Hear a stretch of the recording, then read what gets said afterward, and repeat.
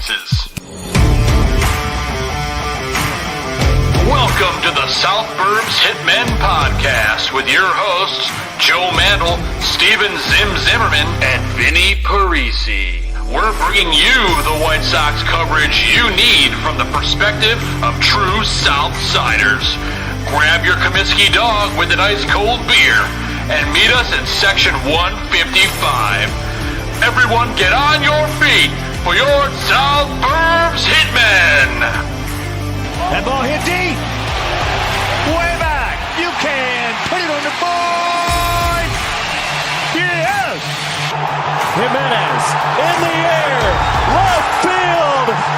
He's your hero tonight. Thanks, Cubs. Over the head of Jenks. Uribe charges, throws, out, and the White Sox have won the World Series. Alexei. Yes! Yes! Yes! Yes! Yes! History! A perfect game by Mark Burley, and what an unbelievable play by Dwayne Wise. First pitch starts now.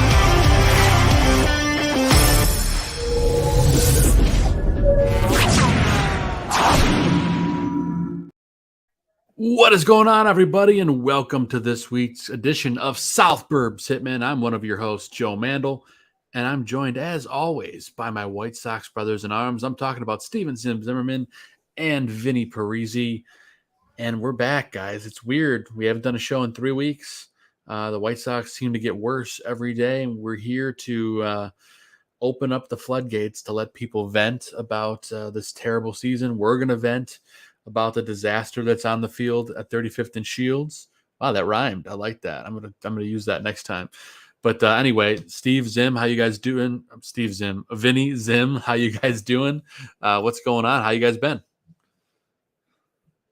Good. It's been a little while since we've gotten to talk in this format. For good reason. There's not much to talk about, unfortunately. I don't know that we've really talked much about.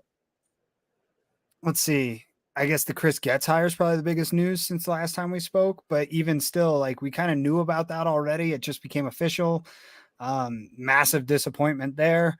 There was a balk off. I thought that was kind of cool. But yeah, it's life is good. At least the family's good. The job is good. School is good. So, hey, let's do it. How about you, Vinny? You know, I thought the balk-off was hilarious. I remember there was a balk-off in the World Series a couple years ago. I want to say it was Red Sox Dodgers in 2018. I would have to go back and look that up. It was the Red Sox won the World Series with Sale. I think it was that year but it might have been one of the Giant years. There was a year where there was a balk-off in the World Series. The White Sox, yeah, they hired Chris Getz. Don't love it. I don't remember. Did we talk about that? We definitely talked about it. We talked about it on Crosstown. Yeah, of course. So don't love that hire. The White Sox have been one of the worst teams in the league since the All-Star break. Yohan Moncada has been on fire. Nobody's talking about it. I got an article coming out on Southside Showdown tomorrow. Basically, since middle of July, he's been the White Sox best player. I know that sounds so hard to believe, but we're talking like high 800 OPS. I was going to say, that's not saying much this season. Yeah, no, it's not. But we're talking high 800 OPS. Only a couple home runs. There hasn't been much power in terms of like home run hitting. But, you know, the average is up, the OPS, the on base, all of it is good. But Moncada overall stinks, so I don't think anybody is going to, go too crazy over it. But I do think it's worth noting. Colson Montgomery is one of the best prospects in all of Major League Baseball right now, in my opinion. I can't wait to see how the White Sox mess that up, because I'm certain they will. Yeah, but, in the minor leagues right now, he's been a beast. There was one other big White Sox. 100 losses is what I was going to think of. So they need to go 7-6 to avoid being a 100-loss team in their final 13 games. Certainly not out of the question with 3 against the Nationals, who are equally as bad as them. And then they have the Colorado Rockies, who are equally as bad at them, but played well against them last week or 2 weeks ago, whenever that was. Zim, you probably remember they were right in your neck of the woods a couple weeks ago. But I think it's just not good unless maybe it's not the Rockies. I might have the White Sox and the Cubs schedules confused. The Cubs play the Rockies. That's who plays They the couldn't Rockies. beat them either. But yeah, they couldn't beat them either. But the White Sox are playing the Nationals and they're winning right now, so that's good, I guess. I don't want them to get 100 losses with the lottery and the fact that they're kind of locked into the fourth best odds. I think it doesn't matter. I can cheer against 100 losses. They've only done it 4 times in franchise history. 2018, they did it, and they kind of did it by design that year. You have to go back to 1973 since they did that before. And now they've only won 100, I think, once in their franchise's history. Hey, So 73 and 2003, Vinny, 100 lost seasons for the White Sox. yeah, exactly. So I called it weeks ago. That's the only reason I'm cheering for 100 losses is because I predicted it. You want to be right. Can't be the only one too that would think it would be funny if the White Sox have a worse record this year when they came in expecting to win than in 2018 when they traded everybody and wanted to be the worst team in the league. And they weren't even the worst team in the league that year. That's just how bad they are. And I don't know how this team can consider bringing back Pedro. How is that even a thing? This guy is the worst. I can't stand him. Oh, you're in stand-up territory. I can't stand Pedro's press conferences anymore. He's got no energy. Yeah. He looks like he was scolded by the principal in grammar school, and like maybe the nun whacked him on the wrist a couple times. He has no passion. I don't know what else to say. The guy he's got his tail between his legs. Yeah, That's not the guy I want to be our manager. I don't want that guy to be our manager. There's no doubt he sucks. Zim, you can answer this. You know, Bringing him back next year kind of just makes me assume they're trying to stink again or not necessarily competing for a competitive window. Like, I think that could be the case. Like, if they're not trying to win next year, then who cares who's the manager? Yeah, I agree with Matthew here in the chat. Griffall pressers are getting worse and worse. Way worse and worse every day.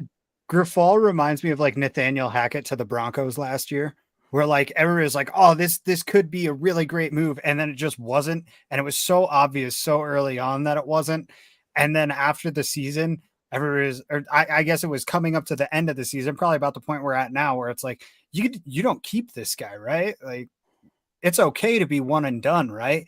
And like, the Broncos did the right thing. They moved on. They're still 0-2, but that's a whole ass other thing. We don't need to get into football talk too much tonight, but altogether though, like, it was a move that like came with its own risks. A lot of people thought that because he was from a winning organization, that meant he knew how to win, just like we kind of thought with Griffall. Like, he was there for a World Series. He was there for other successful seasons. Granted, it was the Royals. It was Kansas City, but he's an analytics guy. Right. There was all this. I don't know. I think analytics guys are overrated. I've thought that for a few years now. So hire him to be an analytics guy then. Right. That's just it. Like, if you want an analytics guy, hire an analytics guy. If you want a manager, hire a manager. And like, that's what they didn't do. So I feel like it's safe to cut the losses, to say, all right, we screwed up, and, let Getz be the bad guy then. Han and Williams are the ones who burned this thing to the ground. Give Getz the free reign to say, you're not my guy. It's no hard feelings, Pedro, but you're not my guy. And it could be that easy if he's really worried about the PR coming from it, which I don't think Chris Getz would be. Chris Getz has never been worried about PR in his life. But if he was, he wouldn't have taken this job. Exactly. And he wouldn't be stroking Pedro's balls. But I think it would be pretty easy for him just to say, like, you're not my guy. I'm going to go get my guy. Good luck wherever you end up, man. So and move on. So real quick, guys, I got to hop in with some breaking news. It's football related, but Nick Chubb just got absolutely decimated and what is likely a broken leg for the Browns. So I just want to put that out there. Since we are a sports show, Nick Chubb injured really badly in the Browns-Steelers game. Unfortunate news, but I figured we'd have to talk about it on air. Yeah, that's very unfortunate. Nick Chubb is one of the better running backs in the NFL. There's no Kareem Hunt backing him up anymore, but I believe is Kareem Hunt still a free agent? He might still be a free agent looking for a team. He is. His old spot might have just opened up back for him again. And Jonathan Taylor, if you're him right now, you're like, trade me to the Browns. They've got a good rookie or a good second year back in Jerome Ford. Okay. He's I going like to pick to up hear a that. lot of flack there. Okay. Love Jerome that. Ford was very highly touted coming out of college. The Browns got him. A lot of people were confused because, they already had Kareem Hunt and Nick Chubb. This is what you get a guy like that for. So Absolutely. So I had to jump in because I saw that come through, and yeah, no, thank you. I'm going to the fantasy waiver wire right now. it's bad when ESPN won't show the replay. Oh, it's one of those. Oh, Yeah. no. Yeah, that's bad. I have Chubb in a couple of leagues too, so. But Yeah. not only for the fantasy player, of course, for the person. No one likes seeing a bad injury like that. So No, of course not. I mean, thoughts and prayers. I hope it's not as bad as it looks. It probably is, though. So we'll see you next year, Chubb. Well, you never know. These guys are superhuman athletes. Yeah, that's true. That is the truth. But anyway, I know I broke into this White Sox talk with that, but I just had to dive in because after all, we are covering sports on this network, and that's going to be a big story over the next couple days. So, Yeah, absolutely. 2 good games going on right now as we speak. 2 good Monday Night Football games. yeah, it's weird they're doing the doubleheader on week 2 instead of week 1, right? That's what I Yeah. was saying earlier.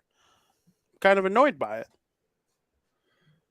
But also, sign me up for multiple football games a night as often as they want to. I just got the replay sent to me on. Oh, it's that kind. Zim has the face of somebody who saw it too. did you see it? I've not seen it yet. No. Are you one of those weirdos that would? After seeing Well- Joe's reaction? Oh, of course I will. I'm sending it to you guys right Oh, now. I don't. I'll look at it, but I don't want to. I do We're not a lot of things I don't want to do when it comes to this stuff. But We're not going to play this on the air. I'm not going to play the highlight, but it's real bad. Oh, my apparently God. apparently don't listen to the sound with it too. oh no, oh no, Chubb. Yeah. Are we talking about him having surgery within the next hour? Bad? Probably. Quite possibly. Fudge. I don't know why I'm saying fudge. Joe just talked about Pedro Grifal's Balls. nutsack getting stroked by Chris Katz. That's going to be the artwork for next week's show. Just Pedro Grifal getting this done to him. Oh, really? Browns have ruled out Nick Chubb for the remainder of the game. You don't say. You don't say. Yeah, what about the rest of the season? Yeah, I had a feeling that this White Sox show was just going to lead into us talking football for an hour. Well, nothing like a major fantasy football injury to do that. I mean, this is going to be probably amongst the biggest fantasy stories. Oh, my God. You just saw it? Oh, It looks a lot like what happened Ew. to Joe Burrow a few years ago, where sure it bends and twists in a really grotesque way, but it probably looks worse than it is. Oh, I'm sure it In is. Burrow's case, it was ACL, MCL, and he had to get it repaired, but it could have been a lot nastier. Yeah, of course. So, Yeah, That's I don't even want to know crazy. what that injury is, but it's I mean, if I had to guess, I don't think anything's broken, to be completely honest, because of where he bent. I by no means am I a medical expert. I want to preface all of this by saying that, but I've watched a lot of football. I've participated in a lot of extreme sports that involve limbs bending in strange ways. So I have enough of an understanding of this anatomy that usually when I see stuff like this, I can get a pretty good idea. If I had to guess, it's probably an ACL, MCL, possibly a patellar injury, patellar tendon. If you guys remember, Danny Trevathan had one of those several years ago when he was still on the Bears. could be a hip dislocation too. Depending on how he planted, yeah. But it looked like he was moving at the hip just fine. It was below the knee, so definitely a dislocation.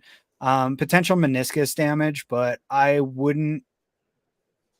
That one you can never really know. With an ACL tear, there's almost always some kind of meniscus damage, so it's just a matter of how severe it would be. So like I say, by no means am I an expert. If I had to take a guess, by the way that it bent, it's an MCL and meniscus, potentially ACL as well. I'm not going to guess. Zim's not a doctor, but he does play one on the internet. That's right. That's right. Again, I've watched so many sports injuries and like seen the results that like I've just learned what a lot of these things look like. I hate people who get mad at that too. They'll get mad at you for you're not a doctor. Where's your PhD? Yeah, I mean, a lot of the times you can nail it by just because of the fact that you know what you've seen before. Like to me, Aaron Rodgers' injury was an Achilles. The second I saw it, I was like, that's a torn Achilles. I've watched enough sports to know what a torn Achilles looks like. It doesn't, I'm not acting like I know how to fix it or why it's a torn Achilles or, anything else that the smart people know. But I know that when you're playing football and the back of your leg pops like one of those freaking toys we used to have when we were kids, like the you snap them. When your back of your calf looks like that, that probably means you tore your Achilles. That's what you saw. I'm not a doctor. I'm just not an idiot either. I retain information. Yeah, a little bit of that recoil. Yeah, that's disgusting stuff. But football is a violent sport, and it's barbaric. It's borderline barbaric. Yeah, that's rough for anyone that sees the replay. That's listening to the audio version. Well, we're not showing it, but if anyone sees it, obviously it's that's a lot to look at. But we're sending our best to Nick Chubb and hopefully a quick recovery and not that painful. But absolutely, I have so many. I'm in so many leagues. I don't remember which one I have Chubb in. I definitely have him in one. It looks like he's gonna have an ankle issue too, just on this image I just saw. Oh, really? Damn. Yeah, probably knee and ankle. I figured it out. I have Chubb in my keeper league. We don't draft every year. We just draft rookies. I have him in that league. That sucks. That sucks really bad, actually. Damn. It's fine. You probably have someone great like Roshan Johnson to replace him. I drafted Anthony Richardson in the rookie draft. He's out next year. Yeah, he is. But I haven't been starting him. I have Herbert and Watson. He was great this week, though. Yeah, he was. He was in the limited time he played. He was better than Brock Purdy, who somebody told me to start over him. Shut up. That's very His matchup was there, but Purdy just didn't perform this week. I don't know. In my defense, I didn't listen to you. So oh. Wow. Something told me go with Richardson. All right. So it looks like the Sox are actually going to pull out this game. They're up 6-0. They got 12 games left and just have to go 500 the rest of the year to not lose 100 games. Right? Can they do it? Let me take a look at the schedule. Let's diagnose this thing. Let's diagnose this thing from like we're deciding what Nick Chubb is out with. Let's be honest, that injury was about as painful as the White Sox season. So that's true. Okay, so yeah, it's the Cubs that play the Rockies. My apologies on that. The White Sox, Nationals, the Red Sox, and the Diamondbacks and the Padres. So the only team there going to the playoffs is the Diamondbacks. Yeah, who have been a lot cooler at the end of the season, and if their playoff seeding is locked in, and I think it could be by next week. Yeah. It could be. If their seeding is locked in for sure and they can't move up or down, they might rest guys. That's true. That might be a chance for the Sox to steal one or two. The Padres are not super great either. No, and this might be a backdoor cover. Neither's Boston, and the White Sox have a winning record against Boston this year. They played them well at Guaranteed Rate Field earlier this season. This one's going to be at Fenway. It's their last road series of the season. It closes out their road portion of their schedule. The Diamondbacks just came off sweeping the Cubs, so they're clearly feeling okay right now.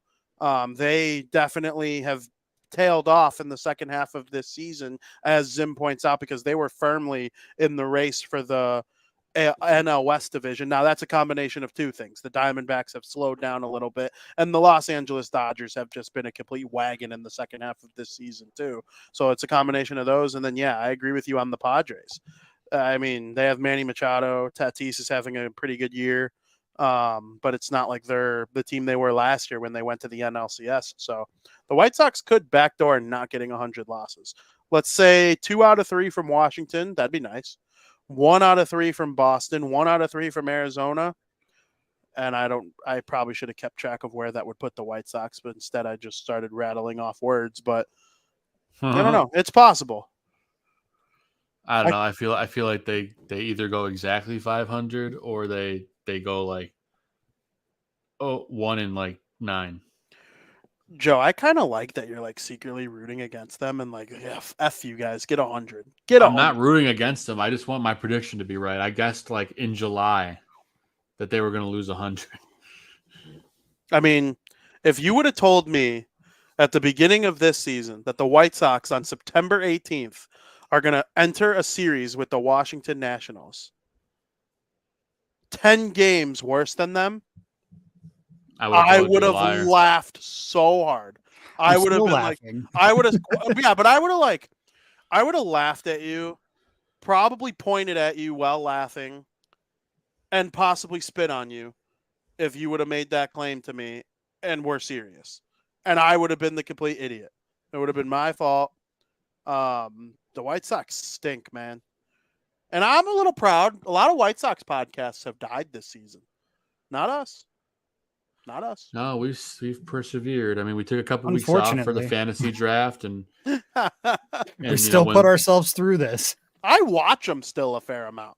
I don't. Dude, why? I'm not locked in every inning like I was last year, the year before.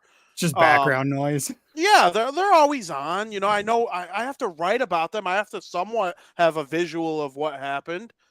But it's just they're a joke. I haven't watched since I took my daughter to her first game. I don't blame you. If you don't have a reason to watch, there's no reason. No, I'm right there with you guys. Like, I don't think I've actually sat down and paid attention to a game since the one I went to. Yeah. And that was early August. It's been a month. What a bunch of assholes the White Sox are, though.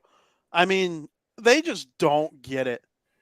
The fact that the three of us, probably 3 of the biggest fans that you could find, 3 people dedicated enough to loving the team that we sit here every Monday night like a bunch of morons every summer, all summer.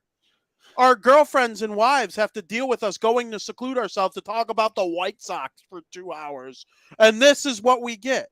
It's bullshit. I'm sick of it. Frankly. You know what's funny is before the show started, I'm like, yeah, we're cutting it in an hour today. And she's like, I've heard that one before. Sure.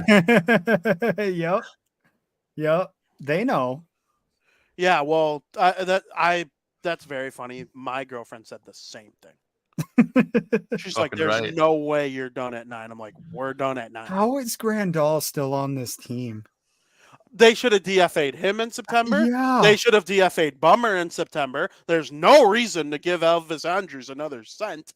It's a joke. It feels like Chris Getz has kind of just said, like, let's finish the year, guys, and we'll worry about it from there. And it's like, dude, you're in charge now. Yeah, you're in charge. Exactly. Why is Corey Lee still in the major leagues? He's fine. I'm not like he hasn't hit well. Go hit well in AAA. Finish the year strong. Feel good about yourself. I don't know. Like he's getting valuable reps in the majors. You know, That's he doesn't true. get to go against this pitching in AAA. So no, yeah. and this isn't going to count towards his rookie eligibility for next year. He's not going to hit the threshold. So you might as well. That's true. And Zim, you're a catcher. I caught until I hurt my back. There's something to be said about catching major league pitching too. Yes. He's getting a lot of reps doing that, and he's not bad. And you really have to like gain the chemistry with the pitchers. Like there's definitely an art to learning your pitcher because, you know, different guys pitch different ways. There's one guy, you know, just for an example, you know, when I was a kid, I caught for my whole team and I rotated out with another catcher, but it was more on our rest than on the pitchers. right? Whereas in the majors, it's a lot more dependent on how comfortable the pitcher is with the catcher. But at any rate, I caught for all 5 pitchers on my team and relief pitchers too. So probably 8 guys when it comes down to it out of a team of 12 guys. There were only 4 of us that didn't throw. And of course I was one of them because I was a catcher. But at any rate, probably 8 guys that I caught for. And you learn real quick, this guy can throw the curveball. So I'm going to call that when I really need that to get a batter, like in a tough spot. This guy, if I call a curveball, I've got to be ready. Or this guy, if I call a changeup, I've got to be ready to get dirty and block that, right? He might hit his spot. He might just spike it. And like, it's getting to know that kind of stuff, right? Like, so if it took me that time as a kid to figure this out, you know, when I'm 12, 13, 14 years old, you know, all the way up to when I was in my 20s, still catching and learning this about every pitcher, you know, there's no doubt that at the major league level where these guys are throwing a lot harder, a lot more often, a lot in higher frequency, you know, because of the pitch clock. Yeah. So it's very important to get all that down, get the eye for it. Not to mention the rapport you build with the umpires behind the plate, right? That's a really underrated part of catching that a lot of guys don't think about is you have to know what an umpire is going to call. And like, as you go through the circuit, you start learning like, okay, this guy likes it in this spot. This guy's going to give me an inch above and below, but this guy's going to squeeze me on the low outside corner or something like that. You know, you get to know your umpires. You say, hey, this guy's calling the game tonight. I know that I'm going to be able to get away with these pitches in this spot every single time. So that's another valuable part of it. Yeah, anybody who wants to talk about catching, I'll sit here and babble at you all day about it. Thanks for letting me go off on it, Vinny. But yeah, I think Corey Lee definitely has a lot to gain over these next 12 games.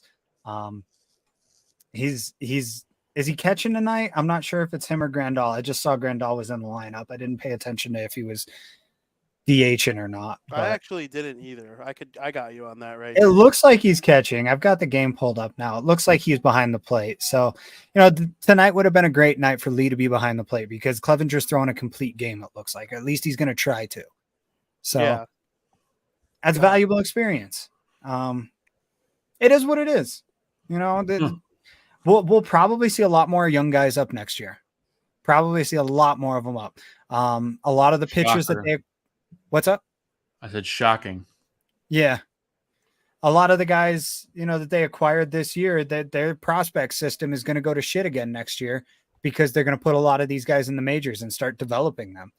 Because that's the only way that Chris Getz knows how to develop players is to just elevate them to the next level when they seem like they're good enough, which clearly isn't working, but you know, whatever. Clearly not.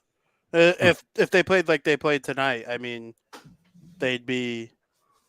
I mean, every single player in the starting lineup has a hit. Most of them have 2. So, I mean... Yeah. Yuck. They Yuck. Yeah. I mean, it's hard to talk about this team. I can't believe we talked about this team for almost a half hour. I hate that Clevenger's having a good year, too. I know, right? Hate it. He sucks. He's an asshole. Can't stand his face. Wish he was terrible. Snapback? Wouldn't shock me. No, he's not. It's just the way his ponytail was sitting. I was thinking maybe he pulled it through a snapback. Yeah, let me be very clear. It has nothing to do with tattoos or ponytails. I'm all about the fun. I love tattoos. I have one. But I have one, and I plan on sleeving the rest of my arm. I love tattoos. I tell you what, though, if you had a picture in the dictionary of doucher, I think it would be like Mike Clevenger. Yeah, probably. It'd be him hugging Travis Bauer. Trevor Bauer. Trevor Bauer. Yeah, it absolutely would. And oh my God, they're both just clowns. And I started hating Clevenger when he and listen, I'm not like a woke, the most woke person. I'm also not anti-woke either. I'm pretty in the middle. I think everybody makes valid points and everybody makes stupid points. Yeah, everybody makes valid points and everybody makes stupid points. I hate both, to be honest with you. But I was like with Clevenger during the COVID year. I was like, what the F are you doing? What are you going out to bars? If you're not like signed for millions of dollars to a professional sports organization and you want to break the rules of COVID, I don't care. You want to you go for it. I wasn't one of those people, but you put your team's ability to travel in jeopardy by doing that. And for that, I think Clevenger is not the most of team player. Regardless of what your opinion of COVID is, it was the rule at the time that he broke and screwed his team over, hated him, thought he was an idiot ever since. And then he beats women and kids too this last offseason. So Allegedly. But probably. Can't stand Mike Clevenger. I hate that he's having. I can't wait. The White Sox put him on waivers, and people still think he's coming back next year. Like, what are you talking about? I can't believe nobody claimed him. Especially the season he's having. Like, it speaks you're a lot. Going to give up assets. You're going to give up assets for Giolito and for Lynn, and you're not going to like go get the guy who is better than both of them in the lineup. That's so weird. It's so weird. Matthew says it great in the chat. He says he brought BS to a weak franchise for the most money, knowing that they won't do their due diligence. It sucks he brought this to a team terribly equipped to handle such things. That's really well said. I think that's very true. Absolutely. As he gives up his complete game shutout. He literally hit a home run, or he gave up a home run as you were reading that off. How's that for poetic justice? It's pretty sweet. I feel I'm happy about that. You know, so but they still will hopefully win. 2 outs. Hugh and Josh Naylor. And now he's trying to start a fight. Okay, good. Mike Clevenger is. He said something to the guy as he was rounding the bases, and now there's a bunch of people in between them. What a clown. PZ goes, does Mike Clevenger warrant this much attention? The answer no. Is definitely not. Mike Clevenger, for those listening to the audio, I just ejected him. So what's the plan for the offseason for this team? Is there one? Is it just get rid of the old guys, bring the young guys up, and hope for the best? Is there any free agent worth going after? Because they already said they're out on Ohtani. I don't envy Chris Getz at all. I think that's potentially why they put him in this role, because they don't think anyone would take this job. But I think the plan is you get rid of the extra baggage. You let Grandal go. You let Andrews go. I don't know what the hell you do with Moncada. I guess he's been playing well. I guess you keep him. I don't know. You see what you got. So you end up in the same. You end up in the same boat that you're already in with him. You trade. I think you probably trade TA. As much as I love him, I think he's a franchise player. He did so much to sour my. He has a club option. You could honestly just say thanks, but no thanks, TA. Yeah, I could see them doing that just to change the vibes. Yeah. TA's negative energy and all his off the field stuff is a huge distraction. I think you bring in high character guys. I think it would have gone a long way to still have Jake Berger on this roster, which you don't, which is the dumbest trade ever. Yeah. You need a clubhouse guy like that, but I think you maybe you make some ridiculous trade package to the Marlins and say we want this fucker back. They would never do it, but no, that would involve them, eating a little crow there, and that's just not going to happen. And the Marlins just love him. They do. They absolutely love him. He's like a cornerstone player for that team now. Yeah. I mean, I can't say he hits bombs. He's marketable. He's friendly. He's got a nice family, cute kid, nice wife. Everything about him is just sick. Yeah. I miss him. I miss him too. But I think you get rid of all the extra baggage. You bring on high character guys. You need new staff. I don't think you can bring back Pedro. I don't think you can. I think you eat crow and you let it rip. You bring in somebody that's not a people pleaser. And I hate saying this. I hate being that guy.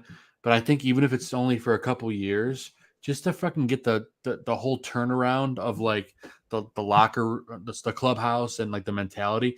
Maybe you just bring in Ozzy for like 2 years and just say, beat the fuck out of these guys and like turn this culture around. I don't know. That's what I would do. I really wouldn't hate it at all. I don't know. It sucks. I hate them. You can't bring Grafal back if you're going to tell me that you're going to try and win this year. You just can't do it. Yeah, but I mean, what else are they? They've set themselves up in such a bad situation. Like, I mean, you look at the free agent class and you're like, there's nobody here worth spending money on. You look at the farm system and you're like, there's nobody here worth promoting to the majors. You look at the guys they've already got on the team. There's nobody here worth keeping around. Like, it's just next year is going to be just as bad, guys. Like, we can already pencil it in for probably at least an 87 to 92 loss season next year. Do you want I can't take another season of it. Do you want the Nick Chubb update? Yes. Nick Chubb has dislocated his left knee and tore his MCL, PCL, and LCL with cartilage damage. On October 10th.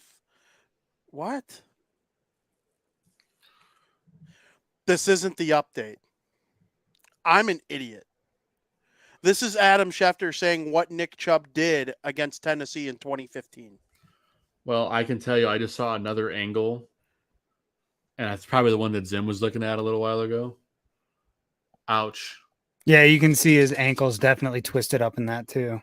His ankle, and then his knee goes the other way. It's not supposed to do that. Wow. Oh, and congratulations, Vinny, on not getting chopped. You officially survived. Thank you.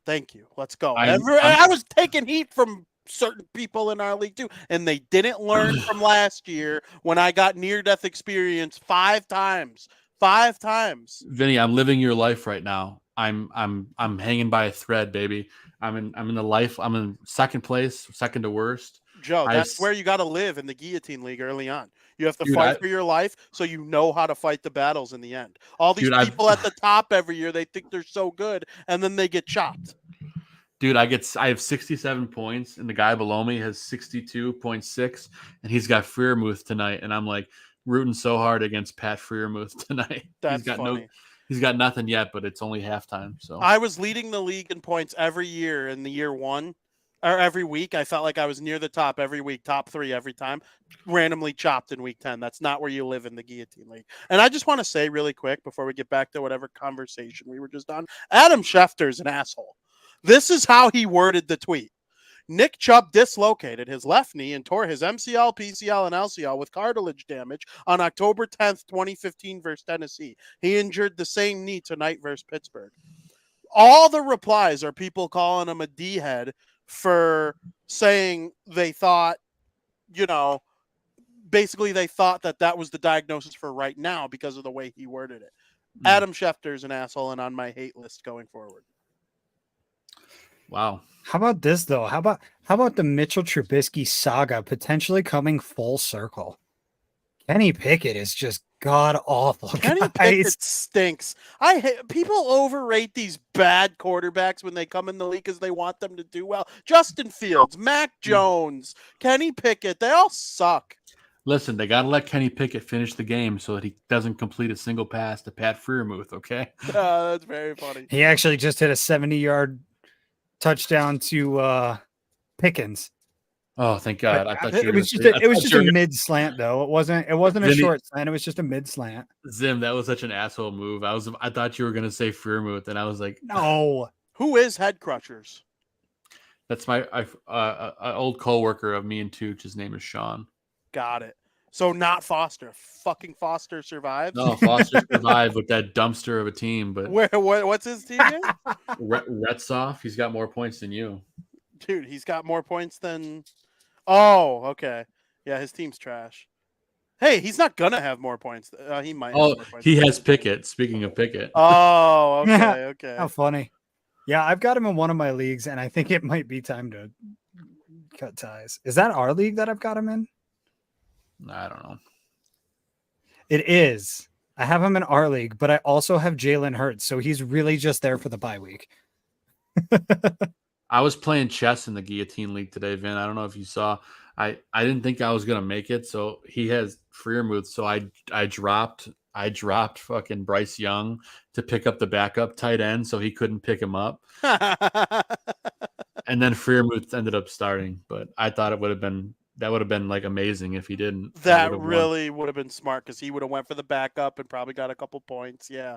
But that now is I dropped very Bryce smart. Young. But if I survive, oh well. So then so be it. I don't have my backup.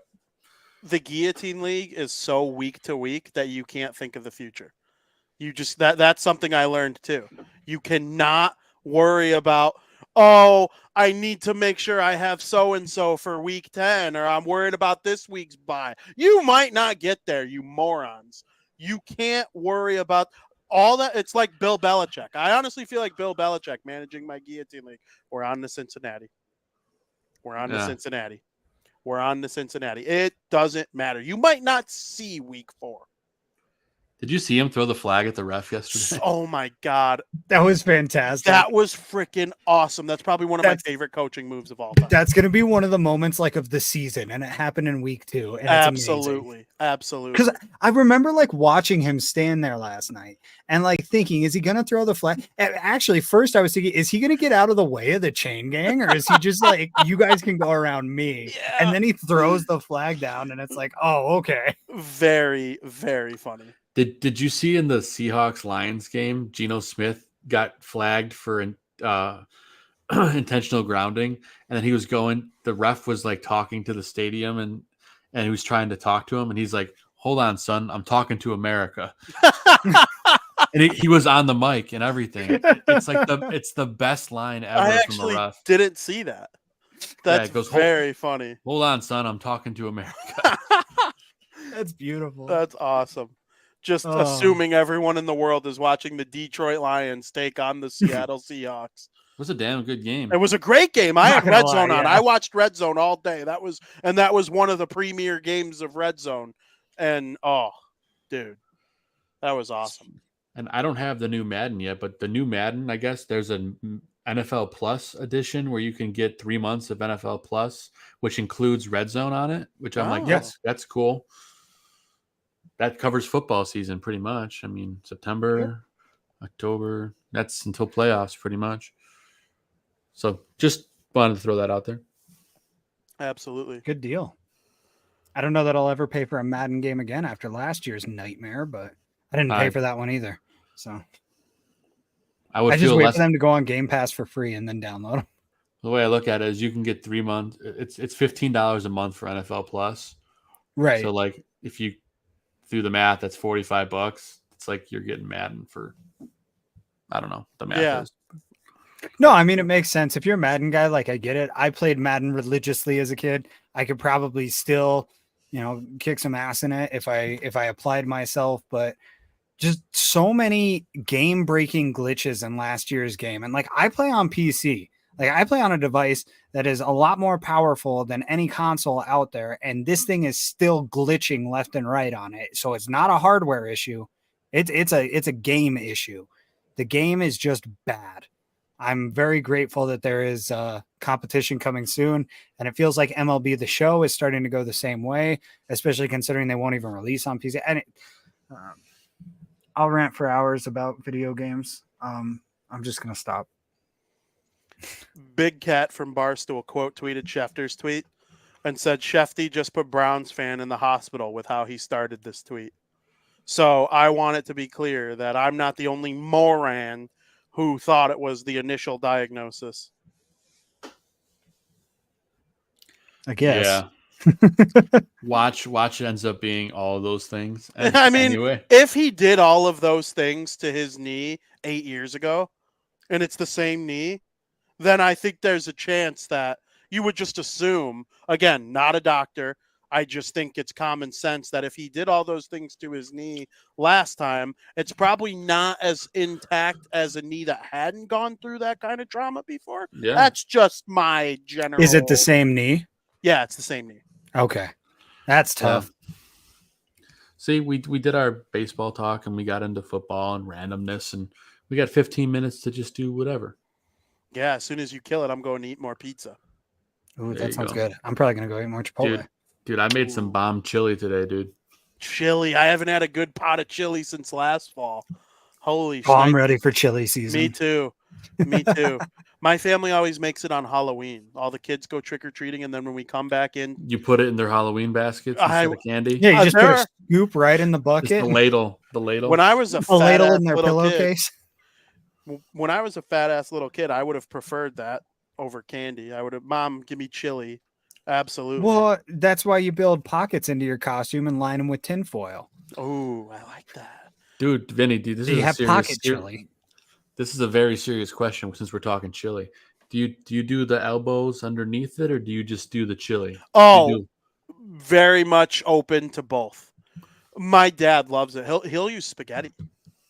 So like I've seen all sorts of different combinations for the chili mac. If I got to choose the noodle for chili mac, it would be elbows. Yes. Yes, I do. I do elbows with mine. Yeah. My favorite, like fall, winter, cold weather meal for chili, right? You take a chili dog, right? Make yourself a standard chili dog, Mm-hmm. except instead of a hot dog, you use a supreme tamale. Oh yeah, dude, that's a Put the tamale on the bun. Chicago staple, dude. Yep, tamale on the bun with mustard, chili, onion, cheese, a little bit of celery salt. That's the secret. Put some celery salt on your chili dogs. It will elevate your chili dog to a whole other level. I love it, dude. I love those tamales on the bun, like those tom-toms. Yeah. You might have changed my life. No, seriously, celery salt on chili in general, great flavors. Use it just to season your chili beforehand, but to me, like having the dryness of it on top of the chili, like that's what kind of does it. It's like when you take the little flecks in the bottom of the bag of ramen and you sprinkle them on top after it's cooked. It's like the same kind of thing, but like on a microscopic level. That's amazing. I love this idea. I really, really do. I think you'd like my chili, Vin. I think you would. I probably would. I do ground turkey, but you wouldn't know if I didn't tell you. Oh yeah, I love ground turkey. And then I do black beans, and then I do like chili and adobo sauce with like green chilies and tomatoes in there. And it's really good. It's on like a smoky, but it's good. I don't know, man. It's my chilies. I love my chili. Oh, dude. I want to go eat a bowl right now. You're probably going to, right? I don't know, man. I already had like a bunch of it before the show, and otherwise it's like 10 o'clock there too. Like it'll be like 3 a.m, and I'll be just destroying my toilet. I thought you were gonna say like 3 a.m, just wake up with a craving, just like standing in the middle of the kitchen, like butt naked, fucking elbow deep in a bowl of chili. Dude, I mean, I'm not gonna say it's never happened before. That is very funny. But I mean, I'm also not going to say I've never had a 3 a.m. trip to the toilet after chili either. So, oh, of course, we're run through it on the show today, talking about everything. That's what we do. But hell yeah, we're just kind of in the portion of the show now where we're just going to talk about whatever. I had enough talking about the White Sox, so I think I'm done with that. Yeah, I mean, I didn't get chopped in the Guillotine League. You are 4 points clear right now. Yep, we're not going to talk about it anymore. You got this. Mm-hmm. Yeah, you got this. That's all I'll say. I hope so, man. Amari Cooper was projected to not play at all, and then all of a sudden, magically, he's playing today, and I benched him, and I had to find a replacement, and I got absolutely fucked. Damn. And I had Aaron Jones, and I had Brandon Cooks, who all sat because of weird random injuries. It was a very annoying week for me in Guillotine. I understand. It's kind of been an annoying week for me in general. I went 3-1 last week and then didn't get chopped in the Guillotine League. So I play in 5 leagues total, including the Guillotine League. I went 3-1 in the head-to-head ones and then didn't get chopped. So I would consider that a good week. This week, I'm not getting chopped, but I went 2-2 instead of 3-1, and I'm very annoyed.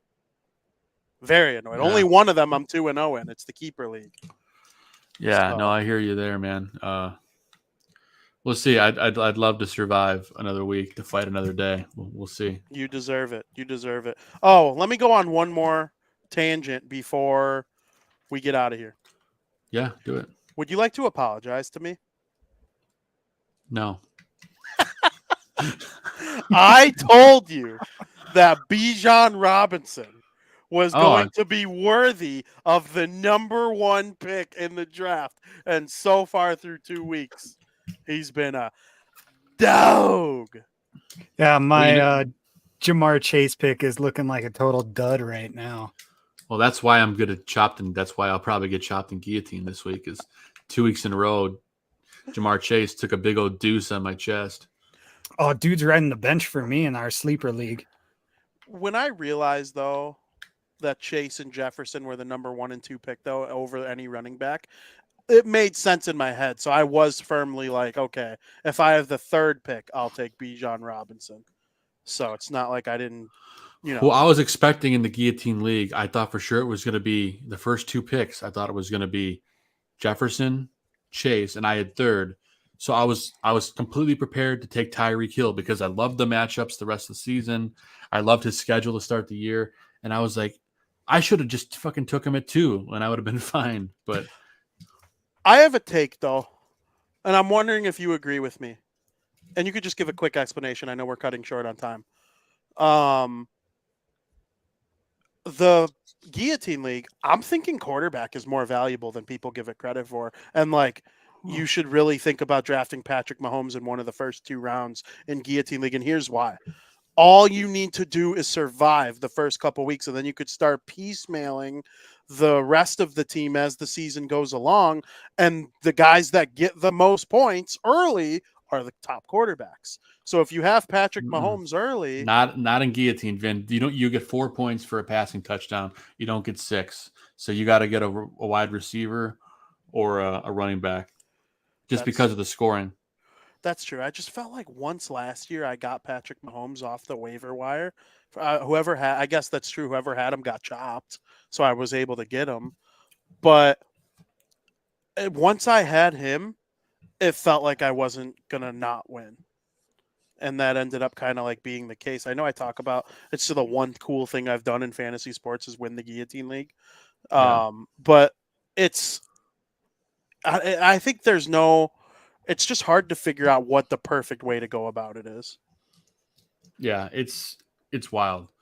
I think you have to look at the schedules, but then again, a guy like Joe Burrow just completely crapped the bed with a decent schedule. Yeah. So that's true. It's hard to go off of that. The perfect way to do guillotine is just a 1-team league. And you'll win for sure. Yeah. There's no threat.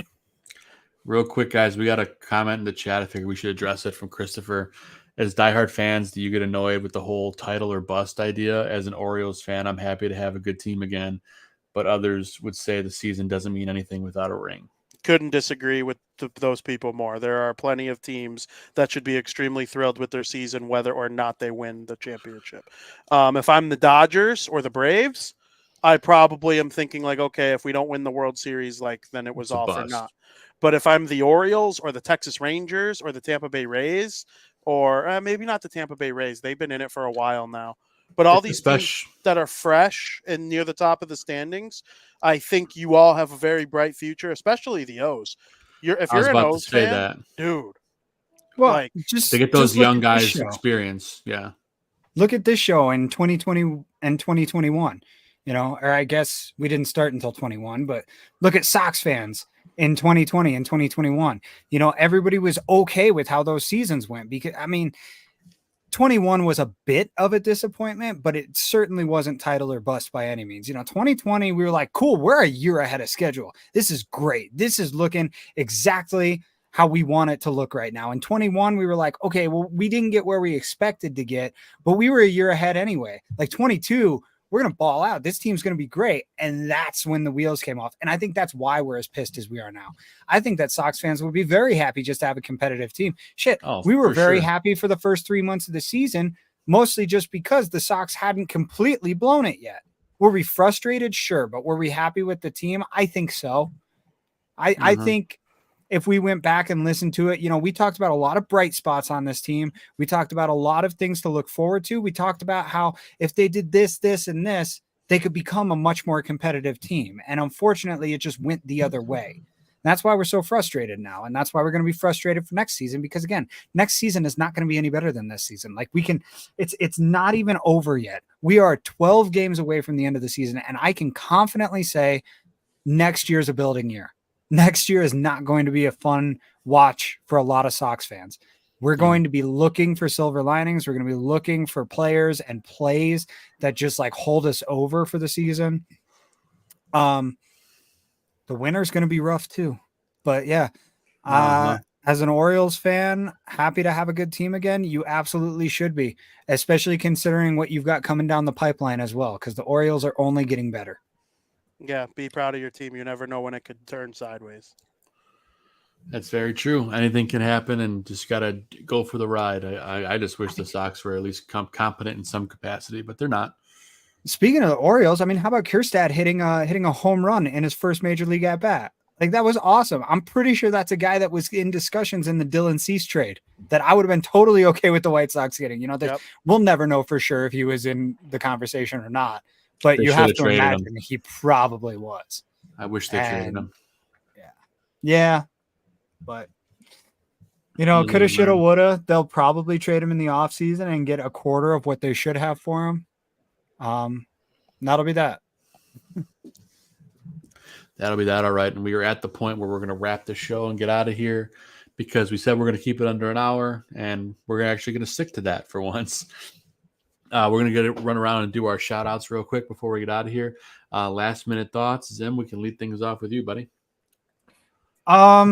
Yeah, no real thoughts going through my head right now other than the White Sox suck, the Bears suck. Can we please get to hockey season so that somebody won't suck? Yeah, sure. You know, the Blackhawks aren't going to be competitive by any means, but at least they got Connor Bedard. They'll be exciting. Yeah, that's it. You know, they in the same year that they lose Kane and Taves, they're getting the next franchise guy. And I mean, we could not be any luckier as sports fans to have that true changing of the guard happening.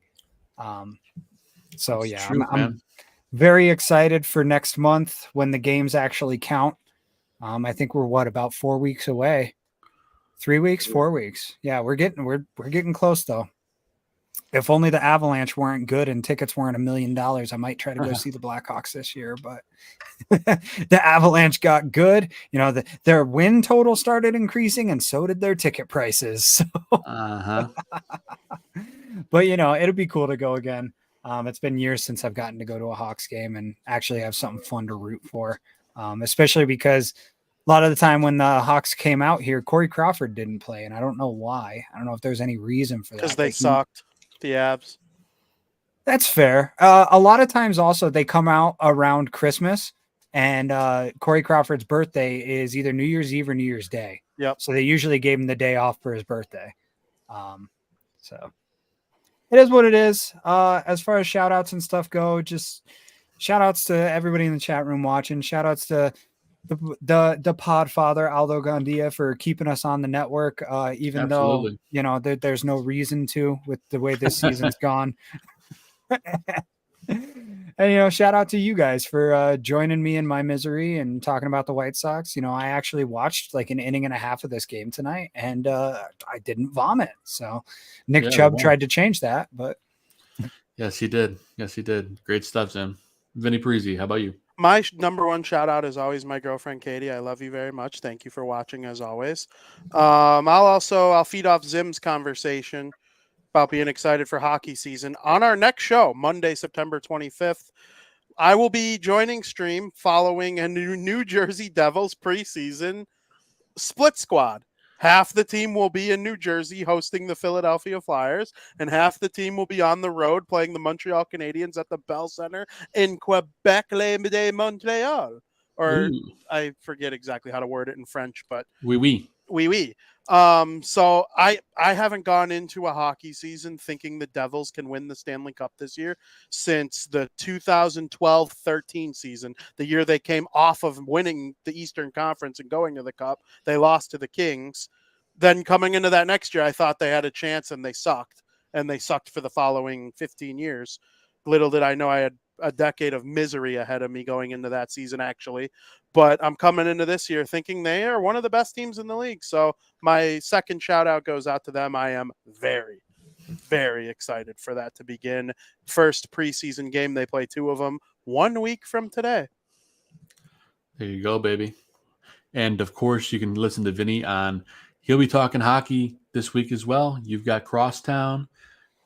I'm sorry, you've got Bar Down talking hockey. You got Golden Knights stuff right there. Golden shower gear. Love it. They won the Stanley Cup, so the stuff is out and didn't go away during the summer. Yeah.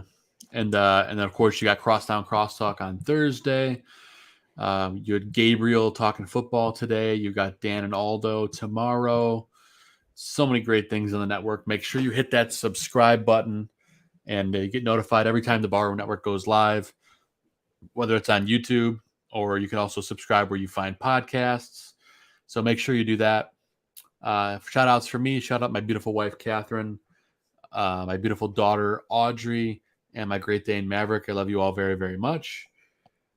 I'll give a shout out to the chat room, everyone that was in there tonight. We appreciate you. A lot of new faces, so thank you for tuning in. We mentioned Aldo Gandia, the barkeep, the Godfather, the Podfather, the guy who lets us do this and gives us this platform. Thank you, Aldo. We appreciate it. And I'm just going to go ahead and throw a random shout out to Blink-182. Announced their new album today, one more time, coming out October 20th. I'm pretty pumped about it.